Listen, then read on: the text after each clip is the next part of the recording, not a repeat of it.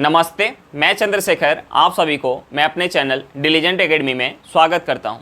हम लोग UP police constable के लिए एक सीरीज स्टार्ट किए थे जिसमें हम लोग प्रत्येक दिन मैथ का 15 क्वेश्चन करते हैं।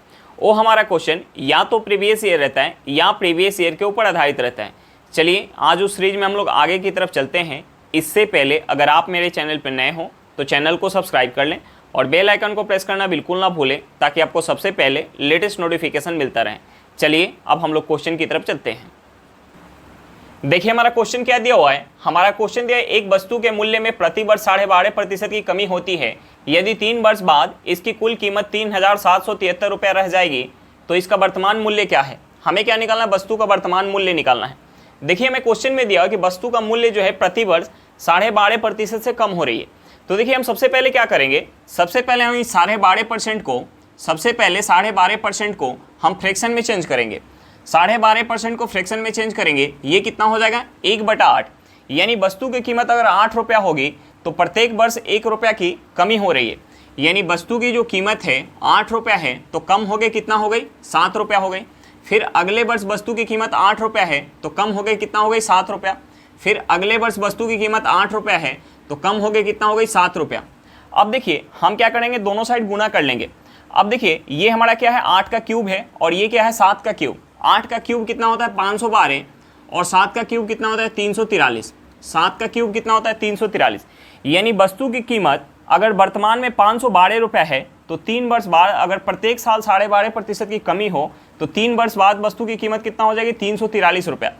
लेकिन हमें क्वेश्चन में क्या दिया है कि 3 वर्ष बाद वस्तु की जो कीमत है 3,773 रुपया हो जा रही है। यानी इस 343 यूनिट का वैल्यू हमें क्वेश्चन में क्या दिया है 3,773 रुपया। इस 343 यूनिट का जो वैल्यू है वो हमें क्या दिया हुआ है क्वेश्चन में 3,773 रुपये दिया हुआ है। तो हम यहाँ से 1 यूनिट का वैल्यू निकाल सकते हैं। हम यहाँ से 1 यूनिट का वैल्यू निकालेंगे, हम इसे भाग देंगे 343 से, ये कितने बार में जाएगा, ये 11 बार में जाएगा।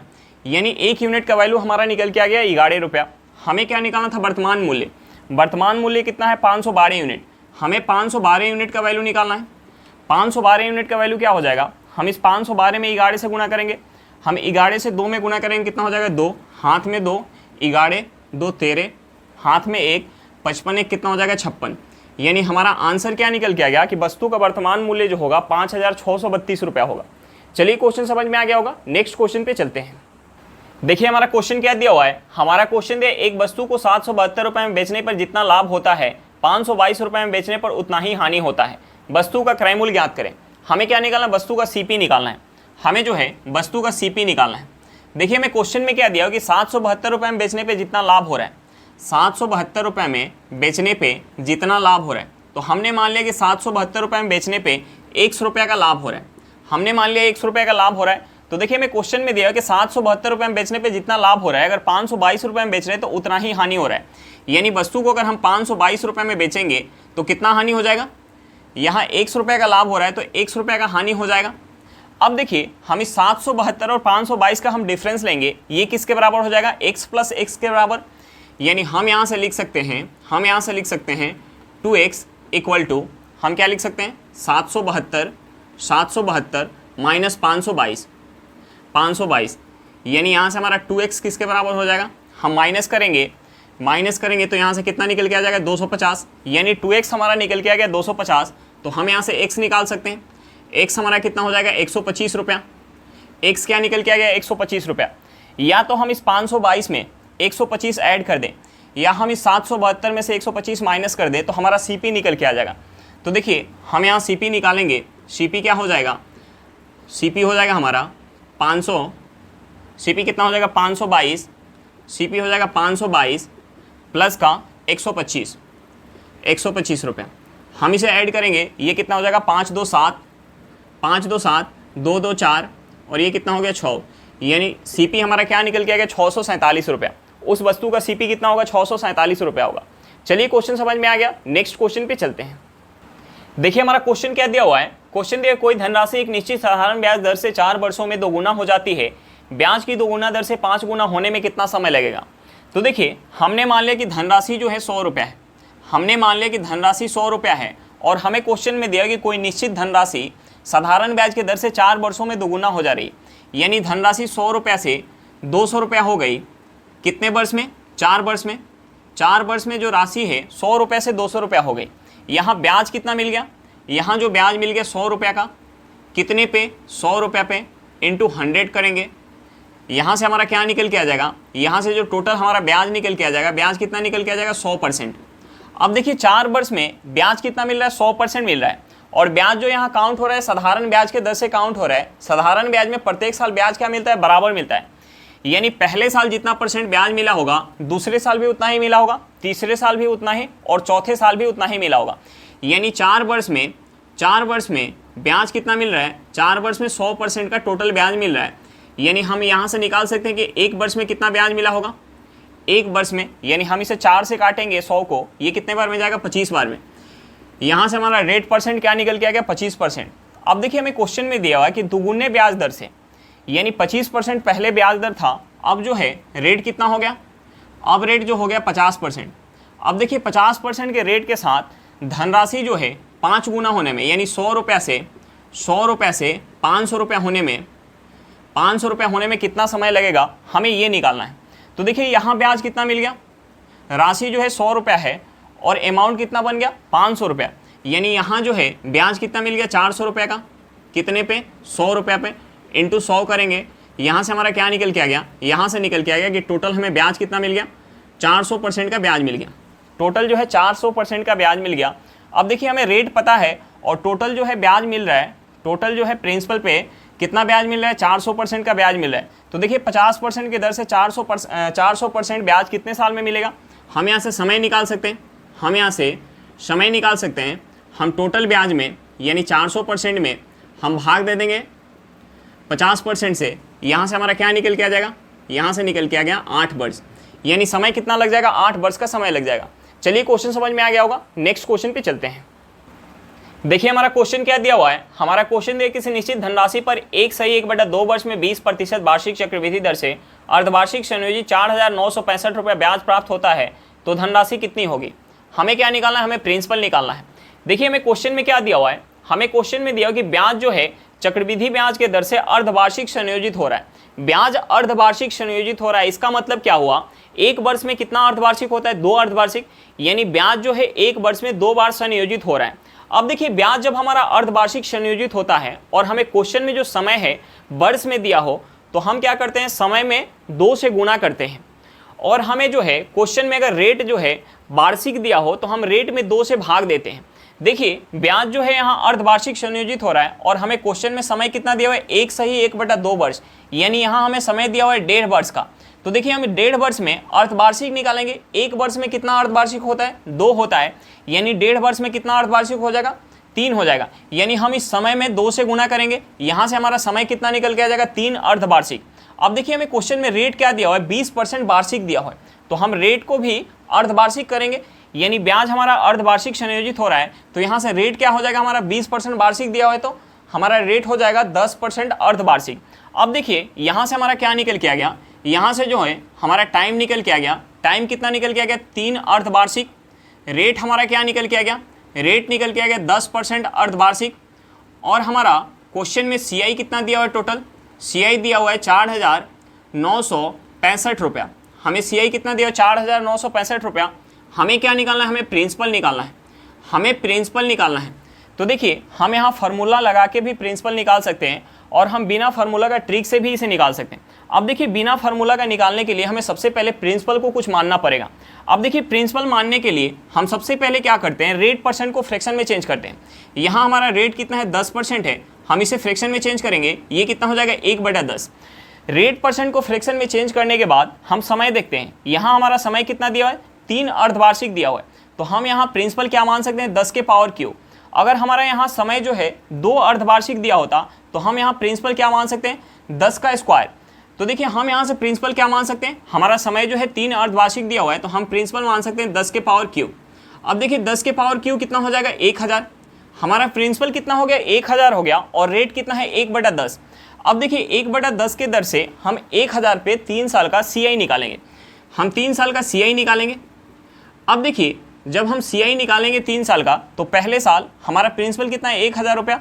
1000 पर 1/10 का दर से हम ब्याज निकालेंगे, ये कितना हो जाएगा? पहले साल हमें 100 रुपये का ब्याज मिल जाएगा, दूसरे साल हमें प्रिंसिपल के ऊपर तो 100 रुपये मिलेगा ही, प्लस का हमें क्या मिल जाएगा, जो पहले साल हमें ब्याज मिला है उस ब्याज के ऊपर भी ब्याज मिलेगा। यानी इस 100 का हम 1/10 निकालेंगे, कितना हो जाएगा? 10 हो जाएगा। अब देखिए तीसरे साल हमें प्रिंसिपल पे तो 100 रुपये मिलेगा ही, प्लस का हमें क्या मिलेगा, जो तीसरे साल से पहले हमें ब्याज मिल चुका है उस ब्याज के ऊपर भी ब्याज मिलेगा। यानी इस 100 रुपया और 10 रुपये पे भी हमें 1/10 के दर से ब्याज मिलेगा। अब देखिए 100 + 100 करेंगे, कितना हो जाएगा? 200। 200 का 1/10 निकालेंगे, कितना हो जाएगा? 20 हो जाएगा। यहाँ हम यहाँ टेबल पढ़ लें, 10 दूनी कितना हो गया? 20। अब बच क्या गया हमारा? ये 10 रुपया, यानी 10 का 1/10 निकालेंगे, ये कितना हो जाएगा? हमारा 1 हो जाएगा। यहाँ से हमारा टोटल CI कितना निकल के आ गया? यहाँ से हमारा टोटल जो CI निकल के आ जाएगा 100 + 100 + 100 कितना हो गया? 300। और ये 20 + 10 कितना हो गया? 30, यानी 331। यहाँ से हमारा टोटल जो है CI कितना निकल के आ गया? CI टोटल निकल के आ गया 331 रुपया। लेकिन हमें क्वेश्चन में क्या दिया हुआ है? हमें क्वेश्चन में CI जो दिया हुआ है 4965 रुपये दिया हुआ है। हमने जब प्रिंसिपल को 1000 रुपया मान के रखा तो हमारा CI कितना निकल के आया? 331 रुपया। लेकिन हमें क्वेश्चन में CI कितना दिया हुआ है? 4965 रुपया। यानी इस 331 का वैल्यू हमें 331 का हमें वैल्यू क्वेश्चन में कितना दिया हुआ है? 4965 रुपये दिया हुआ है। तो हम यहाँ से 1 यूनिट का वैल्यू निकाल सकते हैं। हम इसे अगर काटेंगे तो ये कितने बार में जाएगा? 15 बार में। यानी यहाँ से 1 यूनिट का वैल्यू हमारा क्या निकल के आ गया? 15 रुपया। तो हमने क्या मान के रखा है? प्रिंसिपल। हमने प्रिंसिपल मान के रखा है 1000 यूनिट। तो हम यहाँ से 1000 यूनिट का वैल्यू निकाल सकते हैं। हमारा प्रिंसिपल क्या निकल के आ गया? 15000 रुपया। हमें क्या निकालना था? प्रिंसिपल निकालना था। हमारा प्रिंसिपल क्या निकल के आ गया? 15000 रुपया। चलिए क्वेश्चन समझ में आ गया होगा। नेक्स्ट क्वेश्चन पे चलते हैं। देखिए हमारा क्वेश्चन क्या दिया हुआ है? हमारा क्वेश्चन दिया है A तथा B मिलके किसी काम को 3 दिनों में समाप्त कर सकते हैं। दोनों मिलके काम शुरू करते हैं, लेकिन 2 दिनों के बाद B काम छोड़ देता है। यदि अगले 2 दिनों में काम समाप्त हो जाता है तो B अकेले कितने दिनों में काम पूरा कर सकता है? देखिए हम सबसे पहले क्या करेंगे? A और B का इफिशियंसी निकालेंगे। देखिए हम इफिशियंसी कैसे निकाल सकते हैं? हमें क्वेश्चन में क्या दिया कि A और B मिलके किसी काम को 3 दिन में कर रहे हैं। यानी हमें दिया हुआ है A + B मिलके काम को जो है 3 दिन में कर रहे हैं। यानी A और B मिलके 3 दिन में जितना वर्क यूनिट किए हैं उतना ही काम जब A और B मिलके कर रहे हैं और 2 दिन तक काम कर रहे हैं, A + B मिलके 2 दिन काम कर रहे हैं, उसके बाद जो है हमें क्वेश्चन में दिया कि B काम छोड़ देता है। यदि अगले 2 दिन में काम समाप्त हो जाता है, यानी A और B मिलके काम करना स्टार्ट किए और B ने काम छोड़ दिया, यानी अब काम कौन कर रहा है? A कर रहे हैं। यानी A जो है और कितने दिन काम किया? 2 दिन काम किया। अब देखिए हम इस इक्वेशन से A और B का इफिशियंसी निकाल सकते हैं। हम यहाँ से क्या लिखेंगे? हम इसे लिखेंगे 3A + का 3B इक्वल टू, हम इसमें 2 से गुणा करेंगे, ये कितना हो जाएगा? 2A + का 2B प्लस ये हो जाएगा 2A। अब देखिए हम यहाँ से और इसे क्या लिख सकते हैं? हम इसे लिख सकते हैं 3A + का 3B इक्वल टू 4A + का 2B। अब देखिए इस 3A को हम उस साइड लेके जाएंगे तो ये हमारा क्या हो जाएगा? माइनस में हो जाएगा। यानी यहाँ से हमारा क्या बच जाएगा? यहाँ से बच जाएगा A इक्वल टू, अगर इस 2B को हम इस साइड लेके आएंगे तो हमारा माइनस में हो जाएगा। यानी 3B में से हम 2B माइनस करेंगे, यानी यहाँ से क्या बच गया? B बच गया। यहाँ से हमारा दोनों का इफिशियंसी का रेशियो क्या निकल के आ गया? A/B इक्वल टू क्या निकल के आएगा? 1:1। दोनों का इफिशियंसी क्या है? बराबर है। यानी A जितना काम कर रहा है एक दिन में उतना ही काम जो है B भी कर रहा है। अब देखिए A और B मिल के दोनों जो है 3 दिन में काम को कर रहे हैं। यानी यहाँ जो है टोटल वर्क यूनिट हम निकाल सकते हैं। A और B का इफिशियंसी पुट करके हम यहाँ से टोटल वर्क निकाल सकते हैं। यानी कुल काम कितना हो जाएगा? कुल काम हमारा क्या हो जाएगा? कुल काम जो हो जाएगा, हम यहाँ A और B का इफिशियंसी पुट करेंगे, ये क्या हो जाएगा? 1 + 1 गुने 3, ये कितना हो गया? 6 हो गया। यानी टोटल काम कितना है? 6 यूनिट है। अब देखिए हमसे पूछ रहा है क्वेश्चन में कि अगर B अकेले उसी काम को करे, यानी B जब काम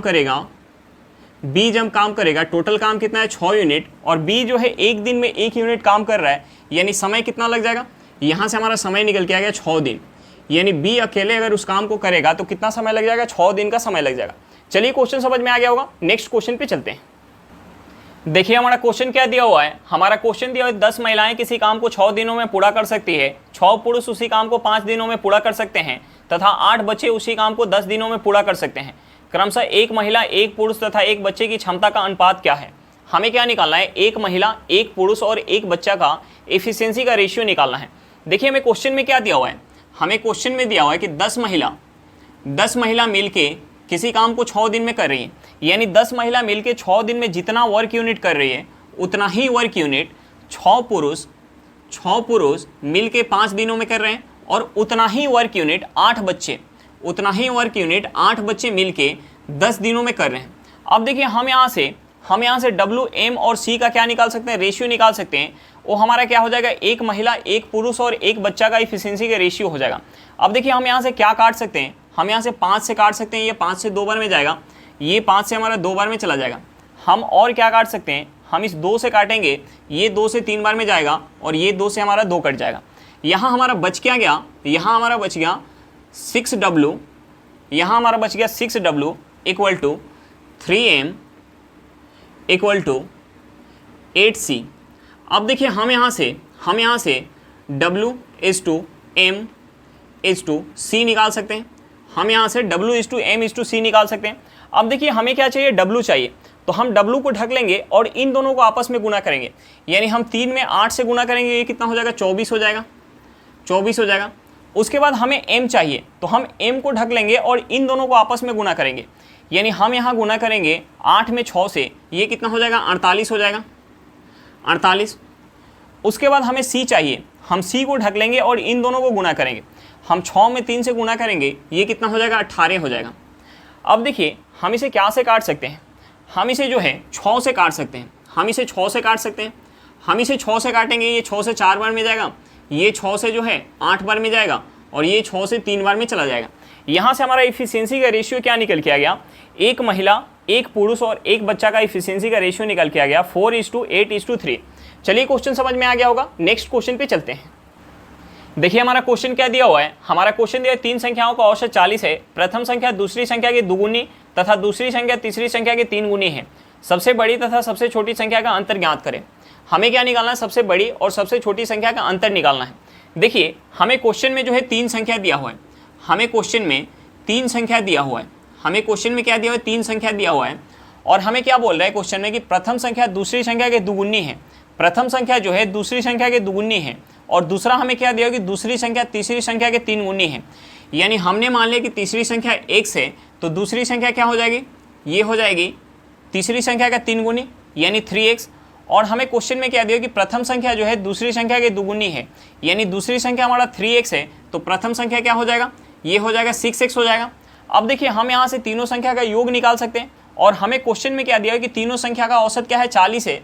हमें औसत दिया हुआ है तो हम योग निकाल सकते हैं। हम इस 40 में 3 से गुना करेंगे तो हमारा तीनों संख्या का योग निकल के आ जाएगा। अब देखिए यहाँ से हम योग निकालेंगे तो ये हो जाएगा 6x प्लस का 3x प्लस का x, ये किसके बराबर हो जाएगा? 40 गुने 3 के बराबर, 40 गुने 3 के बराबर।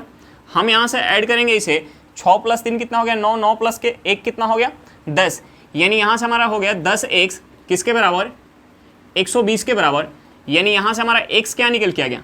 यहाँ से हमारा x निकल के आ गया 12। अब देखिए हम तीनों संख्या निकाल सकते हैं, हमें x का वैल्यू पता चल गया तो हम तीनों संख्या निकाल सकते हैं। हमारी जो तीसरी संख्या है वो क्या है? x है, यानी तीसरी संख्या क्या हो जाएगी? 12। दूसरी संख्या क्या है? 3x है, यानी दूसरी संख्या क्या हो जाएगी? 36। और प्रथम संख्या क्या है? प्रथम संख्या जो है 6x है, यानी हम 12 में 6 से गुना करेंगे, ये कितना हो जाएगा? 72 हो जाएगा। हमें क्या निकालना था? हमें निकालना था सबसे बड़ी और सबसे छोटी संख्या का अंतर, यानी हमें निकालना है 72 और 12 का अंतर, ये कितना हो जाएगा? 60 हो जाएगा। हमारा आंसर क्या निकल के आ गया? 60 निकल के आ गया। चलिए क्वेश्चन समझ में आ गया होगा। नेक्स्ट क्वेश्चन पे चलते हैं। देखिए हमारा क्वेश्चन क्या दिया हुआ है? हमारा क्वेश्चन दिया 2197 मीटर लंबी रस्सी को 6:7 के अनुपात में काटा जाता है। दोनों टुकड़ों की लंबाई का अंतर क्या है? हमें क्या निकालना है? दोनों टुकड़ों की लंबाई का अंतर निकालना है। तो देखिए हमें सबसे पहले दोनों टुकड़ों की लंबाई पता होना चाहिए। अब देखिए हमें क्वेश्चन में क्या दिया है? दोनों टुकड़ों की लंबाई का हमें रेशियो दिया हुआ है। हमें जो है क्वेश्चन में दोनों टुकड़ों की लंबाई का रेशियो दिया हुआ है 6:7।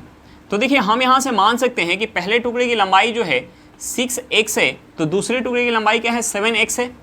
तो देखिए हमें क्या निकालना है? हमें अंतर निकालना है। हमें जो है अंतर निकालना है। यहाँ अंतर कितना हो जाएगा? हम 7x में से 6x माइनस करेंगे, ये कितना हो जाएगा? x हो जाएगा। यानी हमें इस x का वैल्यू निकालना है। तो देखिए हम x का वैल्यू कैसे निकाल सकते हैं, हमें क्वेश्चन में जो है रस्सी की टोटल लंबाई दिया हुआ है 2197 मीटर। अगर हम यहाँ से ऐड करें इसे 6x और 7x को, तो यहाँ से भी हमारा रस्सी का टोटल लंबाई हो जाएगा। यानी हम यहाँ से ऐड करें 6x प्लस का 7x, ये किसके बराबर हो जाएगा, ये हो जाएगा 2197 मीटर के बराबर। हम यहाँ ऐड करेंगे, ये हमारा कितना हो जाएगा 13x इक्वल टू 2197 मीटर। हमें क्या निकालना है, हमें x का वैल्यू निकालना है। तो देखिए हम यहाँ से x का वैल्यू निकालेंगे, अगर हम यहाँ से 13 से भाग दे 2197 में, तो हमारा x का वैल्यू निकल के आ जाएगा। यानी 2197 में हम 13 से भाग देंगे तो हमारा x का वैल्यू निकल के आ जाएगा। हम यहाँ 13 से भाग देंगे, ये 13 से एक बार में जाएगा, 13 छक 78, हाथ में कितना निकल के आ जाएगा 11, उसके बाद कितना हो जाएगा 117, यानी 13 से कितने बार में जाएगा 9 बार में। यानी दोनों रस्सी की लंबाई में अंतर हमारा क्या निकल के आ गया 169 मीटर। दोनों रस्सी की लंबाई में हमारा अंतर क्या निकल के आ गया 169 मीटर। चलिए क्वेश्चन समझ में आ गया होगा, नेक्स्ट क्वेश्चन पे चलते हैं। देखिए हमारा क्वेश्चन क्या दिया हुआ है, हमारा क्वेश्चन दिया किसी व्यवसाय में ए और बी के निवेश का अनुपात 14:15 है और वर्ष के अंत में उनके लाभ का अनुपात क्रमशः 2:5 है। यदि ए ने 3 महीना के लिए राशि निवेश किया तो बी ने कितने समय तक अपनी राशि निवेश किया। हमें क्या निकालना है, बी जो है अपना पूंजी कितना समय के लिए लगा रहा है, हमें उस समय को निकालना है। अब देखिए हमें क्वेश्चन में जो है पूंजी का रेशियो दिया हुआ है और लाभ का रेशियो दिया हुआ है। देखिए हम लाभ का रेशियो कैसे निकालते हैं, पूंजी का रेशियो निकाल के और समय का रेशियो निकाल के हम गुना करते हैं तो हमारा लाभ का रेशियो निकल के आता है। अब देखिए हमें क्वेश्चन में जो पूंजी का रेशियो दिया हुआ है, लाभ का रेशियो दिया हुआ है, ए का समय हमें दिया हुआ है क्वेश्चन में, बी का समय निकालना है। तो देखिए हम बी का समय कैसे निकाल सकते हैं, हमें जो है पूंजी का रेशियो दिया हुआ है, हमें जो है ए और बी के पूंजी का रेशियो दिया हुआ है। पूंजी का रेशियो कितना है 14:15।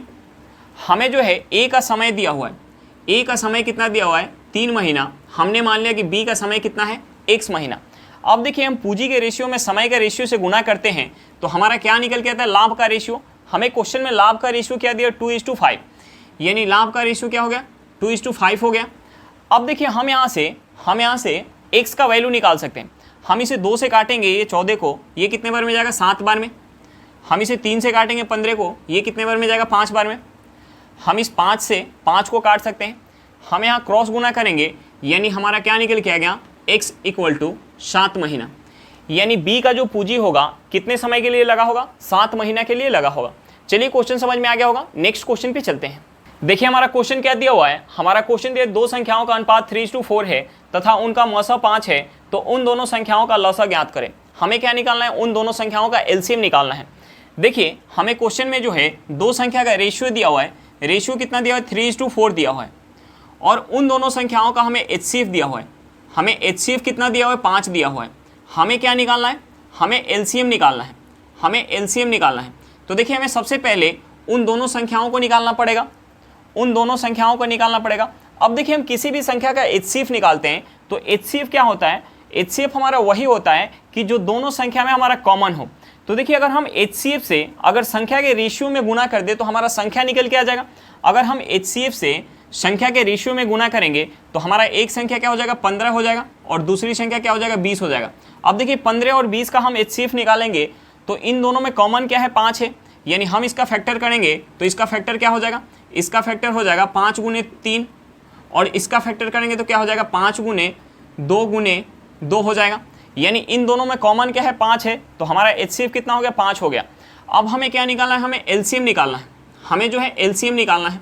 तो देखिए हम एलसीएम जब निकालते हैं तो सबसे बड़े नंबर का सबसे पहले फैक्टर करते हैं, यानी हम यहाँ 20 का फैक्टर करेंगे, कितना हो जाएगा 5 × 2 हो जाएगा। अब देखिए हम 15 का फैक्टर करेंगे, 15 का फैक्टर क्या हो जाएगा 5 × 3, 5 हमारा यहाँ अवेलेबल है तो हमें एक 3 से केवल गुना करना पड़ेगा।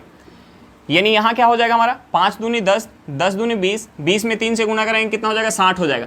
यानी एलसीएम हमारा क्या निकल के आ गया 60 निकल के आ गया। चलिए क्वेश्चन समझ में आ गया होगा, नेक्स्ट क्वेश्चन पे चलते हैं। देखिए हमारा क्वेश्चन क्या दिया हुआ है, हमारा क्वेश्चन दिया 2 संख्याओं का योगफल 78 है। यदि एक संख्या दूसरी संख्या के 12 गुना है तो बड़ी संख्या क्या है। हमें क्या निकालना, बड़ी संख्या निकालना है। अब देखिए हमें क्वेश्चन में दिया हुआ कि एक संख्या जो है दूसरी संख्या के 12 गुना है, तो हमने मान लिया कि एक संख्या 1 से तो दूसरी संख्या क्या हो जाएगी 12x हो जाएगी।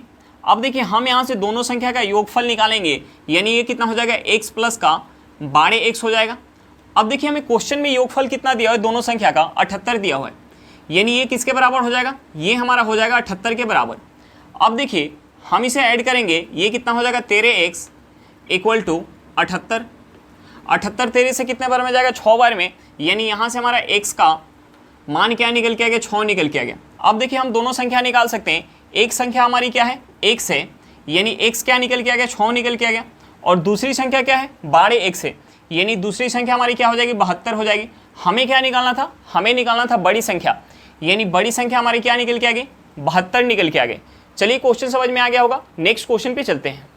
देखिए हमारा क्वेश्चन क्या दिया हुआ है, हमारा क्वेश्चन दिया 28 सेंटीमीटर त्रिज्या के एक वृत्त के आकार में मोड़े हुए तार को एक वर्ग के रूप में मोड़ा जाता है, तो उनके क्षेत्रफलों का अंतर ज्ञात करें।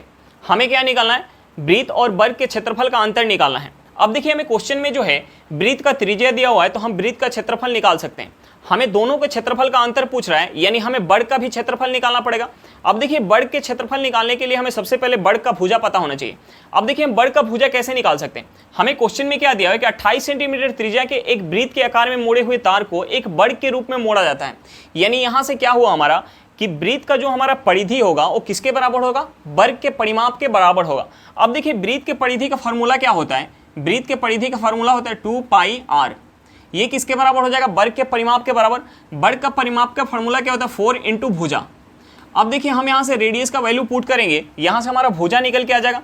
रेडियस का वैल्यू हमें क्या दिया हुआ 28 सेंटीमीटर, यानी 2 गुने पाई का वैल्यू क्या हो जाएगा 22/7 गुने 28, ये किसके बराबर हो जाएगा 4 इंटू भुजा के बराबर।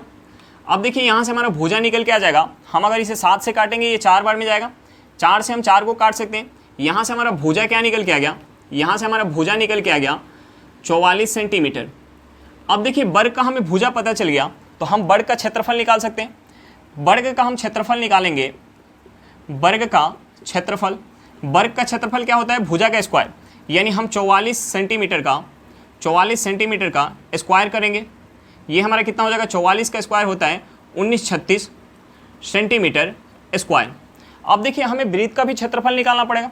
वृत्त का क्षेत्रफल क्या होता है, वृत्त का क्षेत्रफल क्या होता है πr स्क्वायर, πr स्क्वायर। पाई का वैल्यू क्या हो जाएगा 22/7, r हमें कितना दिया हुआ है 28 सेंटीमीटर, यानी 28 गुने 28 हो जाएगा।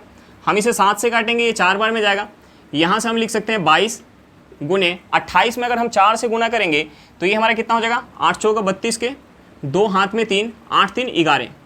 अब देखिए 112 में हम 22 से गुना करेंगे, 22 दूनी 44, हाथ में 4, 22 4 26 के 6 हाथ में 2, 22 2 24 हो जाएगा। यानी यहाँ से हमारा क्या निकल के आ गया, यहाँ से हमारा निकल के आ गया वृत्त का क्षेत्रफल 2464 सेंटीमीटर स्क्वायर। अब देखिए हम माइनस करेंगे दोनों का क्षेत्रफल, यानी हम यहाँ से माइनस करेंगे 2464 सेंटीमीटर स्क्वायर माइनस का 1936 सेंटीमीटर स्क्वायर। अब देखिए हम माइनस करेंगे, यहाँ से हमारा क्या हो जाएगा 14 में से 6 माइनस करेंगे कितना हो जाएगा, ये हो जाएगा 8, यहाँ क्या बच जाएगा 5, 5 में से 3 माइनस करेंगे कितना हो जाएगा 2, ये हमारा कितना है 24, 24 में से 19 माइनस करेंगे कितना हो जाएगा 5 हो जाएगा। यानी अंतर क्या निकल के आ गया, अंतर हमारा निकल के आ गया 528 सेंटीमीटर स्क्वायर।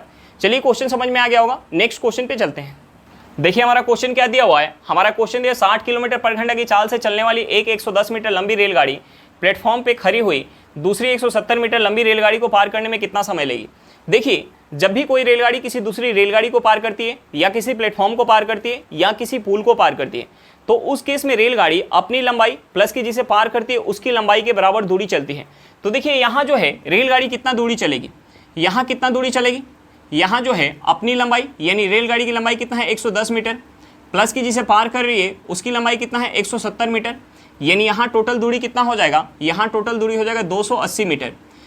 हमें दूरी पता चल गया और हमें क्वेश्चन में जो है स्पीड दिया हुआ है, तो हम समय निकाल सकते हैं। अब देखिए हमें क्वेश्चन में स्पीड दिया हुआ है, हमें क्वेश्चन में जो स्पीड दिया हुआ है 60 किलोमीटर पर घंटा।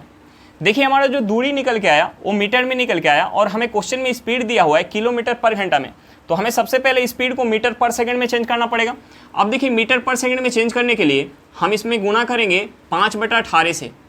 हम इसे अगर 6 से काटेंगे तो ये 10 बार में जाएगा, ये 6 से 3 बार में जाएगा, यहाँ से हमारा क्या निकल के आ गया 50/3 मीटर पर सेकेंड।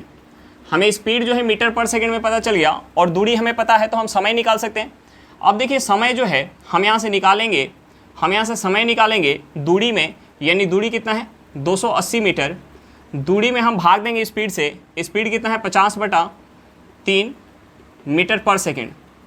अब देखिए यहाँ से हम क्या लिख सकते हैं, ये हमारा 3 ऊपर चला जाएगा, यानी हम यहाँ से लिख सकते हैं 280 गुने 3/50। अब देखिए ये 0 से 0 हमारा कट जाएगा। अगर हम 28 में 3 से गुना करेंगे ये कितना हो जाएगा 84/5 सेकेंड। देखिए हम 84/5 सेकेंड को क्या लिख सकते हैं, हम इसे लिख सकते हैं 16.8 सेकेंड। हमारा आंसर क्या निकल के आ गया 16.8 सेकेंड। यानी रेलगाड़ी जो है दूसरी 170 मीटर लंबी रेलगाड़ी को 16.8 सेकेंड में पार कर जाएगी। चलिए क्वेश्चन समझ में आ गया होगा, नेक्स्ट क्वेश्चन पे चलते हैं।